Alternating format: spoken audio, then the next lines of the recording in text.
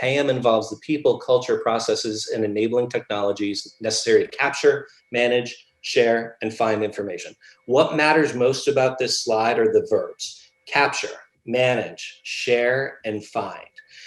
When we want to explain good KM to an organization, when we want to say what's in it for me, or why do I need this, or what's the benefit of it, folks focus on the verbs. So this is another sort of blown out way of talking about KM. What does it allow people to do more consistently or more easily? Or what does it allow them to do that simply they can't do at this point because the right processes and people and technologies aren't in place? So these 6 verbs are really my favorite definition of KM. Well, good KM is going to help you create new information, new knowledge. That means that you're taking the stuff, that tacit knowledge up in your head, and you're putting it into a digital form. It also means that you're taking 5 documents you've got on your hard drive, combining them and creating a new piece of material as a result of that combination. You're adding your own expertise to a bunch of stuff that you've already got in order to create something better and richer. Now, once you've created content, the next challenge is to capture it effectively, to put it into a place where it can be managed correctly, that it can get better over time, that the old obsolete materials can be archived while you're keeping the most critical knowledge of the organization front and center. So a lot of organizations are doing okay at create, capture, and manage. But then we get into the more advanced side of the wheel, enhancing content. Well, there's a lot of different examples of that. Some are taking tags, taking taxonomies and ontologies and applying that context to your content to make it relatable and findable. Some of it is about adding expertise to pieces of content, as in you're adding people who can help to answer questions regarding content. Part of it is about simply combining different pieces of content to create a greater whole. That's all about enhancing the knowledge that you possess within the organization. Now, of course, none of this is at all useful if you can't find it.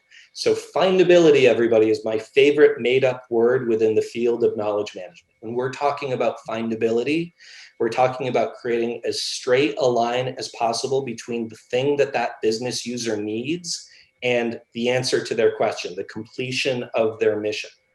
Now we can go beyond findability and talk about my second most favorite made-up word, that being discoverability. The idea that that user won't just find the stuff they know is there, they will also discover additional content they didn't know existed that will also help them complete their mission. And we talk about this in terms of traversing content. I went looking for a document, I found that document, but it didn't fully answer my question. So I also found a community of practice where other experts are talking about this. I found a link to a person who is online presently and can answer a question for me. I found a video to a training module that can help me complete my answer to this. And I found a deep and detailed procedure that will allow me to do my job correctly by the book consistently within the organization.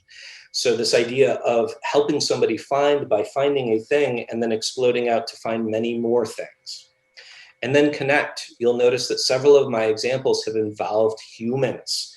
For too long, people have defined KM as self-service, of cutting people off from other humans. That's wrong. Sure, it's a part of it, but a huge element of a successful KM transformation is actually getting people connected to other people from whom they can learn, with whom they can innovate, with whom they can collaborate. So altogether, what we do with this wheel is tell stories of the value of knowledge management.